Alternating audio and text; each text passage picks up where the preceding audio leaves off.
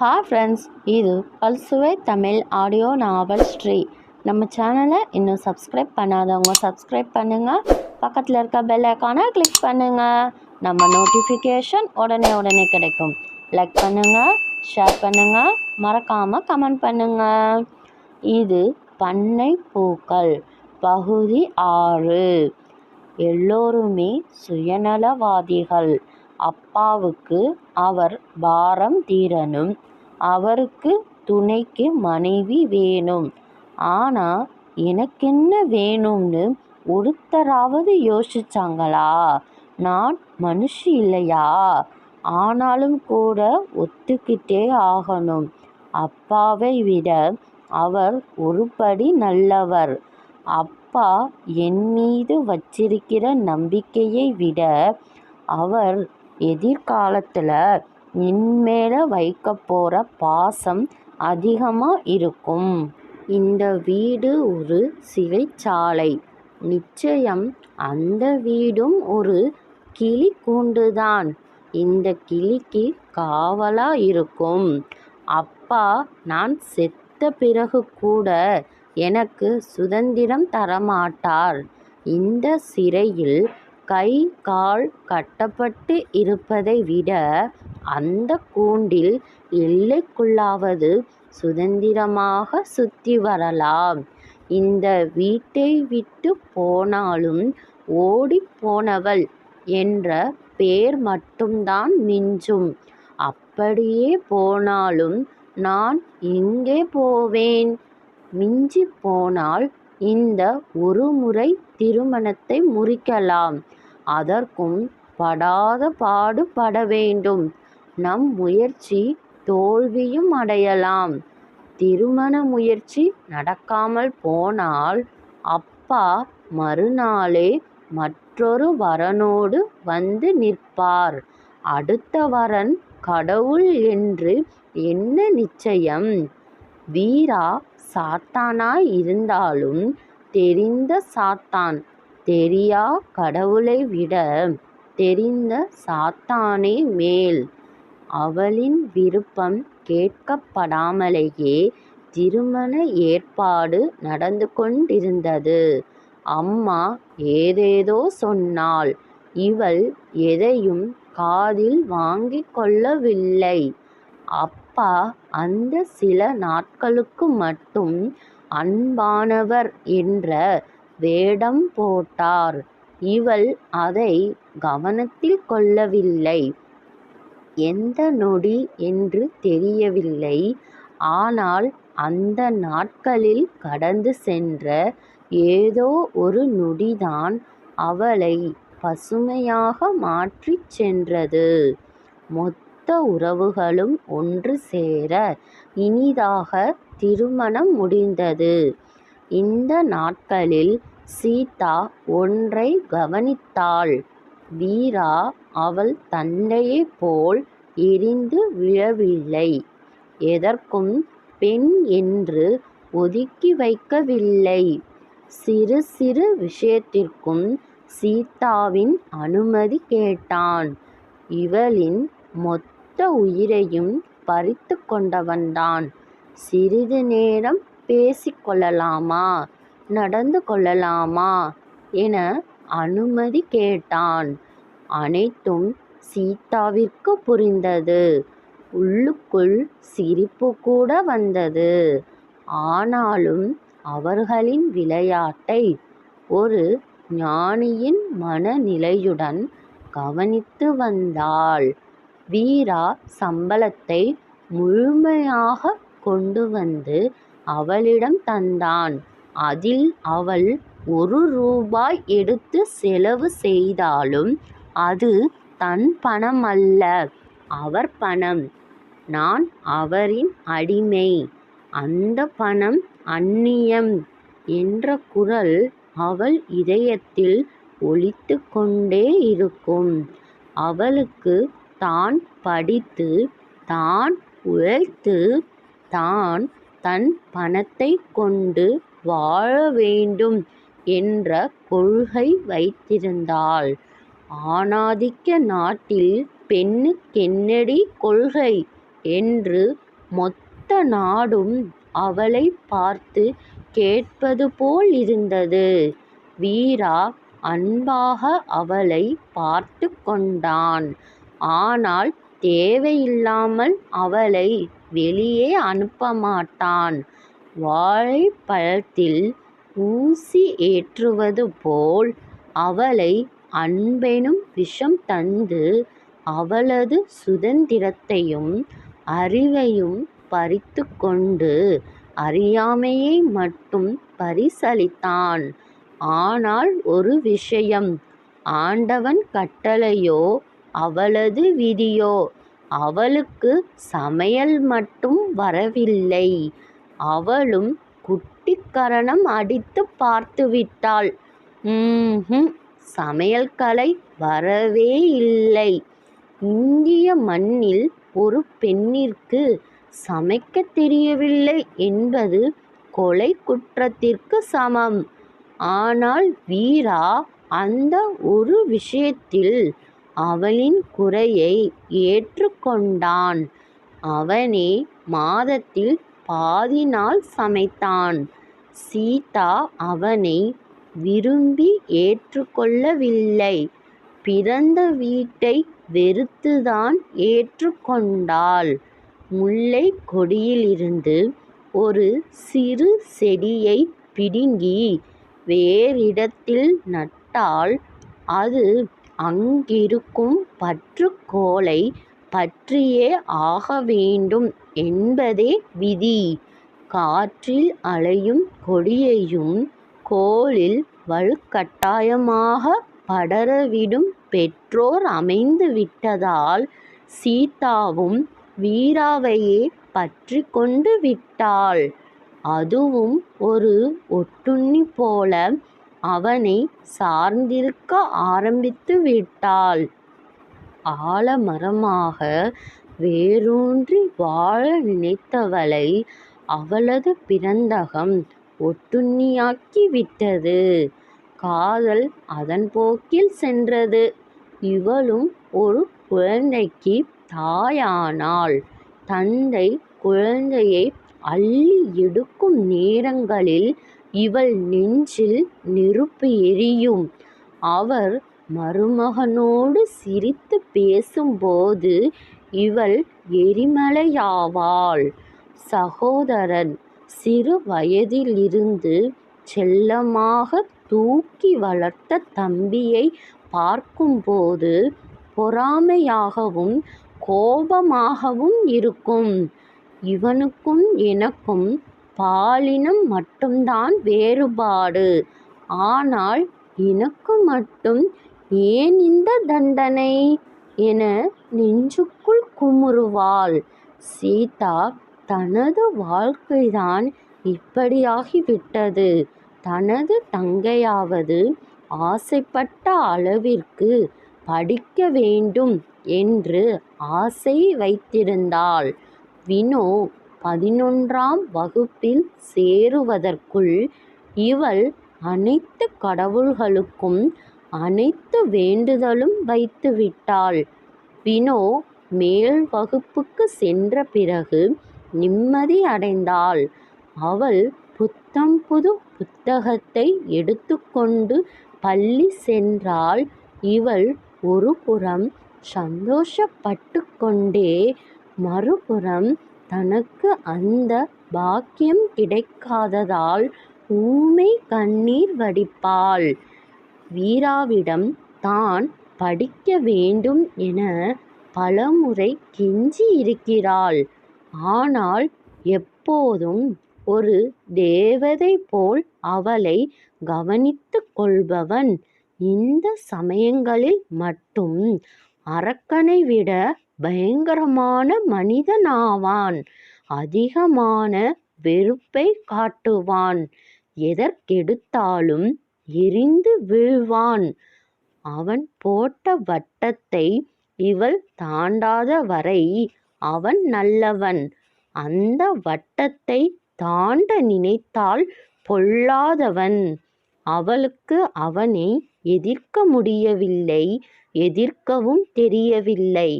காலப்போக்கில் தாயானாள். தனது கனவுகளை உள்ளேயே வைத்து பொசுக்கிக் கொண்டாள். பகுதி 7. வினோ மேல்நிலை வகுப்பிற்கு பள்ளி செல்ல ஆரம்பித்தாள். தினமும் காலை 4 மணிக்கே எழுந்து சமையல் செய்துவிட்டு வீட்டு வேலைகளையும் முடித்துவிட்டே பள்ளி செல்ல வேண்டும். சீதா சமையலில் தோற்றுவிட்டாள் என்று இவளுக்கு நல்ல முறையில் சமையல் பயிற்சி அளிக்க வேண்டும் என்பது தந்தையின் உத்தரவு. பள்ளிக்கு சென்று கொண்டே வீட்டு வேலைகளையும் பார்ப்பது கடினமாக இருந்தது. இருந்தும் அனைத்தையும் கல்விக்காக பொறுத்து கொண்டாள். பள்ளியில் இவளின் தோழி சேஷி, வலுவில் வந்து சேர்ந்த தோழி. சி கிளாஸில் இருக்கும் வேலனுக்கு தனது புத்தகத்தை அடிக்கடி இரவல் தருவாள் சேஷி. அந்த புத்தகத்தை வாங்கி வர வினோவை அனுப்புவாள். தினமும் இரவல் வாங்கி செல்லும் வேலனையும் தான் படிக்கும் புத்தகத்தை தினமும் அவனிடம் தரும் சேஷியையும் புரிந்து கொள்ள முடியாமல் தலையை பிய்த்து கொண்டாள் வினோ. சேஷி தன் புத்தகத்தை வாங்கி வர வழக்கம் போல் வினோவை அனுப்பினாள். வேலனிடம் புத்தகத்தை வாங்கிய வினோ அதை சேஷியிடம் கொடுக்கும் முன் அதை புரட்டி பார்க்க ஒரு லாங் சைஸ் பேப்பரில் எழுதப்பட்ட காதல் கடிதம் ஒன்று இருந்தது. படிப்போருக்கு அருவருப்பை தூண்டும் வகையில் எழுதியிருந்த அந்த கடிதத்தை அப்படியே வைத்து சேஷியிடம் தந்துவிட்டாள். சேஷி மறுமுறை புத்தகம் வாங்கி வர வினோவை அனுப்புகையில், உனக்கு கை கால் நல்லாத்தானே இருக்கு, நீயே போய் வாங்கிக்க என்று கூறி மறுத்துவிட்டாள். மறுநாள் சீதா வீட்டிற்கு வந்திருந்தாள். வினோவின் புத்தகங்களை எடுத்து வாசம் பிடித்தபடி புரட்டினாள். லெசன் எல்லாமே ஈஸியா இருக்கு வினோ, கொஞ்சம் ட்ரை பண்ணாலே சென்டம் வாங்கலாம். இந்த வருஷம் சென்டம் வாங்கி என்ன பண்றது, அடுத்த வருஷம்தான் சென்டம் வாங்கணும். வினோ, நான் ஒன்று சொன்னா நீ கோச்சுக்க மாட்டியே? மாட்டேன், சொல்லு. எனக்கு உன்னை பார்த்து கொஞ்சம் பொறாமையா இருக்கு. ஏன், நீயும் படியேன். டெய்லியும் கனவுல படிச்சுட்டு தான் இருக்கேன். அக்காவை ஆதங்கத்துடன் பார்த்தாள் வினோ. வினோ, இதுல ஒரு காமெடி என்ன தெரியுமா? அங்கே கிளாஸ் ரூம்ல உட்கார்ந்துட்டு இருக்கும் போதே எனக்கு நல்லா தெரியும் அது கனவுதான்னு. அது கனவாகிடக்கூடாதுன்னு கனவுலேயே வேண்டிப்பேன் தெரியுமா என்றவள் கண்களை தாண்ட இருந்த கண்ணீரை கண்களை சிமிட்டி சிமிட்டி தடுக்க முயன்றாள். அக்காவுக்குத்தான் எவ்வளவு வேதனை. இந்த கல்வி செல்வத்தை அவ தவற விட்டுட்டா. ஆனா நான் அதை நல்ல விதமா பயன்படுத்திக்கணும். வினோ என கத்தியபடி ஓடி வந்தாள் அவள் வகுப்பின் சக மாணவி. என்ன ஆச்சு, ஏன் இப்படி கத்துற? சேஷியும் சி கிளாஸ் வேலனும் ஓடி போயிட்டாங்க. நிஜமாவா? ஆமா, அவளை தேடிட்டு அவ அப்பாவும் இன்னும் 10 பேரும் போயிருக்காங்க. அவங்க என்னைக்காவது ஒரு நாள் ஓடுறவங்க தான் என முனகினாள் வினோ. தகவல் சொல்ல வந்தவள் சென்றதும் வினோவை பார்த்தாள் சீதா. அது யார் சி கிளாஸ் வேலன்? பக்கத்து ஊர்க்காரன். முதல் வகுப்பிலிருந்து ஒவ்வொரு கிளாஸ்லையும் ஃபெயிலாகி 10ஆவதும் 5 முறை அட்டெம்ப்ட் அடித்து கடைசியில் காமர்ஸ் குரூப்பில் சேர்ந்து படிச்சிட்டு இருந்தான். இப்போது அதுக்கும் வேட்டு வச்சுக்கிட்டான் என்றவள் சுற்றும் முற்றும் பார்த்துவிட்டு ரகசிய குரலில் அவர்களின் காதல் கடித பரிமாற்றங்களை கூறினாள். உங்க எல்லாருக்கும் ஒரே புக்கா? இல்லை, ஆனால் தமிழும் இங்கிலீஷும் ஒன்றுதானே? சரி, இந்த விஷயம் வேற யாருக்காவது தெரியுமா? எனக்கே முந்தா நாள்தான் தெரியும். வினோ! அப்பாவின் கர்ஜனை குரலில் கலவரமாக எழுந்து நின்றாள். ரிஷியோட பொண்ணுக்கு நீதான் காதல் தூது போனியா? ஐயோ, இல்லப்பா. உன் கூட படிக்கிற அத்தனை பேரும் நீதான் அவங்களுக்கு காதல் கடிதத்தை வாங்கி மாற்றி மாற்றி தந்துட்டு இருந்தேன்னு சொல்கிறாங்க. நிஜமாவே எனக்கு எதுவும் தெரியாதுப்பா. அவன்கிட்ட போய் புக்கு வாங்கிட்டு வர சொன்னா. நான் போய் வாங்கிட்டு வந்து தந்தேன். மற்றபடி அந்த புக்குக்குள்ளே என்ன இருந்ததுன்னு எனக்கு தெரியாதுப்பா.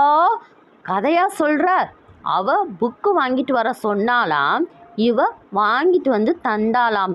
அவளுக்கு வேணும்னா அவ போய் வாங்கிக்கிறா, நீ ஏன் நடுவில் தூது போற என்றவர் அருகில் இருந்த மர ஸ்கேலை எடுத்து அடித்து துவைத்தார். இடையில் புகுந்து தங்கையை காப்பாற்ற நினைத்த சீதாவிற்கு 2 அடி போனஸாக கிடைத்தது. வெற்றிலை பாக்கு மெல்ல மட்டும் வாயை அசைக்கும் பாட்டிக்காரி அன்றிரவு வாயை திறந்தாள். கூட படித்த புள்ள கூட்டிக்கிட்டு ஓடி போயிடுச்சு. இவ ஓடி போக எவ்வளவு நாளாகும்? அப்பாவின் மூளை மின்னலை விட வேகமாக சிந்திக்க ஆரம்பித்தது. மறுநாள் ஆலமரத்தடியில் நண்பர்களோடு அமர்ந்து பேசி கொண்டிருக்கையில், சின்னவளுக்கும் கல்யாணத்தை முடிச்சுட்டா ஆகும்னு பார்க்குறேன். படிக்க போட்டுட்டதால பொண்ணு கேட்டு யாரும் வரமாட்டேங்கிறாங்க என்றார். அப்படியா? இப்படிதான் என் மச்சினன் பொண்டாட்டியோட தம்பிக்கு பொண்ணு கிடைக்கலன்னு ஊராக தேடிட்டு இருக்காங்க. உனக்கு சம்மதம்னா அவங்கள வேணா வர சொல்கிறேன். குடும்பம் எப்படின்னு தெரியாம? அட, நீ ஏன்பா கவலைப்படுற? குடும்பம் ரொம்ப நல்ல குடும்பம். 3 பொண்ணுங்க, ஒரே பையன். பொண்ணுங்க 3 பேருக்குமே கல்யாணம் ஆகிடுச்சு. பையன் நல்ல உழைப்பாளி. இன்னைக்கு வெறும் கையோடு வெளியே போனால் ஒரே வருஷத்தில் 10 லட்சம் ரூபாய் பணத்தை சம்பாதிச்சுட்டு வர்ற அளவுக்கு வேலைக்காரன். நீ அவனை நம்பி கண்ணை மூடிக்கிட்டு உன் பொண்ணை கட்டி தரலாம். அவங்களும் அதிகம் படிக்காத பொண்ணைத்தான் தேடுறாங்க. சீர் செனத்தின்னு எதுவும் கேட்க மாட்டாங்க.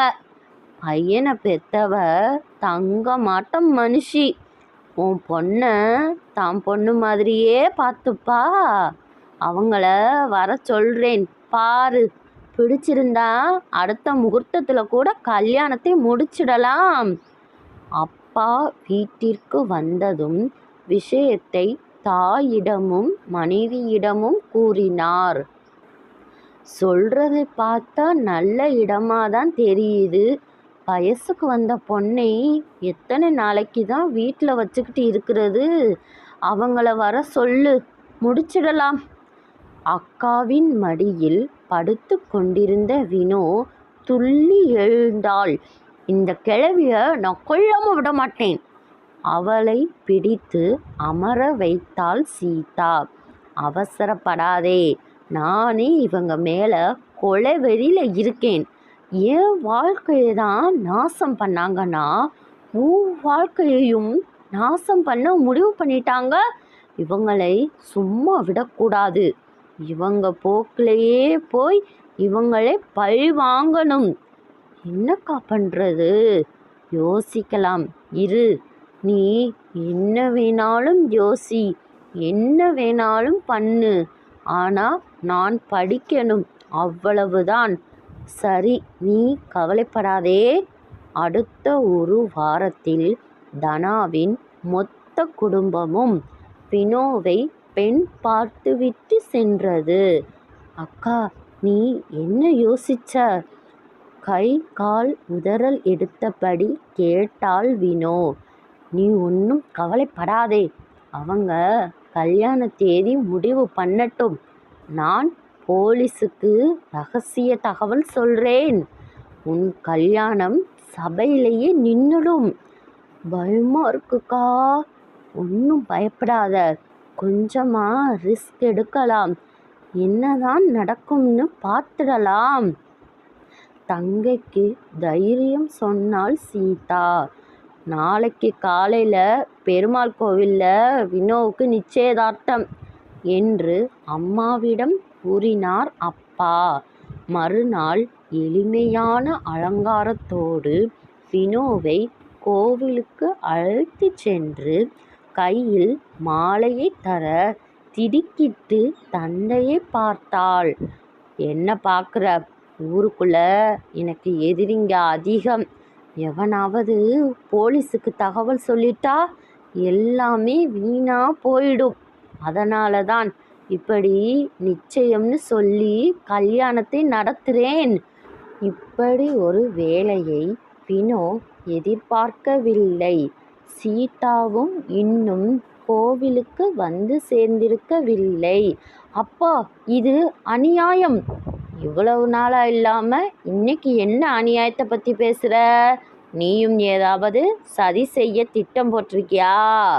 அவள் பல்லை கடித்தபடி முறைத்து கொண்டு நிற்க, எல்லோரும் ஊரில் எதிரியை வச்சுட்டு இருந்தா நான் வீட்டுக்குள்ளேயே எதிரியை வச்சுட்டு இருக்கேன். உன்னையெல்லாம் பெற்று இத்தனை வருஷமாக வளர்த்ததுக்கு நல்ல பரிசு தர்ற. உன்னையெல்லாம் பிறந்த அன்னைக்கே கொன்னுருக்கணும். நீயா வந்து அவன் கட்டுற தாலியே வாங்கிக்க. இல்லைனா இங்கேயே உன் கையையும் காலையும் உடைச்சு மொடமாக்கி கோவில் வாசலில் பிச்சை எடுக்க வச்சுட்டு போயிடுவேன். அப்படி நான் என்ன தப்பு பண்ணேன்னு எனக்கு இந்த தண்டனை? உன் கூட படித்தவ ஓடி போயிருக்காளே, நீயும் அப்படிதானே ஓடுவ? உன் பக்கத்து வீட்டுக்காரன் பொண்டாட்டி கூட ஓடி போயிட்டா உன் பொண்டாட்டியும் ஓடிடுவாளா? பளிரென விழுந்தது வினோவின் கன்னத்தில் ஓர் அறை. என்னையே அடிக்கிற? உன் எதிர் வீட்டுக்காரன் தூங்கும்போது தூக்கத்திலே செத்துட்டான். நீயும் அதுபோல செத்துடுவேன்னு தினமும் தூங்காமலா இருக்க? நீ என்னை எதிர்த்துக்கிட்டு என்ன பண்ணுவ? நீ இந்த கல்யாணத்தை பண்ணிக்கலனா மட்டும் நான் உன்னை படிக்க விட்டுடுவேனா? இன்னைக்கே சாப்பாட்டில் விஷம் வச்சிடுவேன். உனக்கு ஆதரவு நான் தான். என்னை நீ பகைச்சிக்கிட்டா நீ உன் வாழ்க்கையை பகைச்சிக்கிட்ட மாதிரி. மரியாதையாக வந்து கல்யாணத்தை பண்ணிக்க. வேலி பயிருக்கு காவலாக இருக்கணும். ஆனால் எனக்கு அது யமனா இருக்கு என்றவள் உயிரில்லா முகத்துடன் திருமணத்தை செய்து கொண்டாள். தாமதமாய் வந்து சேர்ந்த சீதா தந்தையை நினைத்து ஆத்திரப்பட்டாள். தனது இயலாமையை நினைத்து கண்ணீர் விட்டாள். ஆனால் முடிந்து போன நொடிகளை திரும்பி கொண்டு வர யாராலும் முடியாதே. வீட்டிற்கு வந்ததும் அக்காவை கட்டி கொண்டு அழுதாள். உனக்காவது உன் சம்மதம் கேட்டு உன்னை பலி தந்தாங்க. ஆனால் என்னை கொலையே பண்ணிட்டாங்க. இவங்களுக்கெல்லாம் மனசாட்சியே இல்லையா? சீதாவுக்கு என்ன சொல்வதென்றே தெரியவில்லை. என் வாழ்க்கையை இவ்வளவு நாளா அப்பா வாழ்ந்தார். இனி வந்தவன் ஆளப்போறான். என் வாழ்க்கையை என்னை வாழ விடாம இவங்களே ஆளறாங்களே. இந்த கொடுமை வேறு எந்த ஜீவராசிக்காவது நடக்குமா? எல்லா உயிருமே சுதந்திரமாகத்தான் வாழுது. ஆனால் நான் மட்டும் இவ்வளவு நாளா அப்பாவின் அடிமை, இனி கணவனின் அடிமை. இத்தனை நாளா இவர் சொல்கிற நேரத்துக்கு சாப்பிட்டு இவர் சொல்ற நேரத்துக்கு தூங்கி இவரோட வட்டத்துல வாழ்ந்தேன், இனி அவரோட வட்டத்துல வாழ்ந்தாகணும். எதுக்கு இப்படி ஒரு வாழ்க்கையை வாழணும்? வாழ்க்கையா? பெண்ணா பிறந்த நமக்கு வாழ்க்கையே கிடையாது வினோ. பெண்கள் எப்போதும் பொம்மலாட்ட பொம்மைகள். நம்மை ஆட்டுவிப்பது தந்தை அல்லது கணவன். சில காலமான பிறகு மகன் ஆட்டுவிப்பான். எனக்கு இந்த வாழ்க்கையே வாழ பிடிக்கல, அதுக்காக சாகவா முடியும்? இந்த வாழ்க்கையை நமக்கு பிடிக்கல, இஷ்டப்பட்டோ கஷ்டப்பட்டோ வாழ வேண்டாம். சும்மா ஒரு பார்வையாளர் மாதிரி நம்மோட வாழ்க்கையை நாமே பார்க்கலாம். இன்னும் இந்த வாழ்க்கை எவ்வளவு தூரம் போகும்னு பார்க்கலாம். வினோ என்ன கூறியும் சமாதானம் ஆகவில்லை. அன்று முழுவதும் அழுது கொண்டே இருந்தாள். இவை ஏன் இப்படி அழறா என மாமியார் கேட்டாள். பிறந்த வீட்டை விட்டுட்டு போக போறோம்னு அழறா என்றாள் அம்மா. பண்ணை பூக்கள் பகுதிகள் 6 மற்றும் 7 நிறைவடைந்தது. மீண்டும் அடுத்த பகுதியில் உங்களை சந்திக்கிறேன். நம்ம சேனலை இன்னும் சப்ஸ்கிரைப் பண்ணாதவங்க மறக்காமல் சப்ஸ்கிரைப் பண்ணுங்கள். பக்கத்தில் இருக்க பெல் ஐகானை கிளிக் பண்ணுங்கள். நம்ம நோட்டிஃபிகேஷன் உடனே கிடைக்கும். லைக் பண்ணுங்கள், ஷேர் பண்ணுங்கள், மறக்காமல் கமெண்ட் பண்ணுங்கள். நன்றி, வணக்கம்.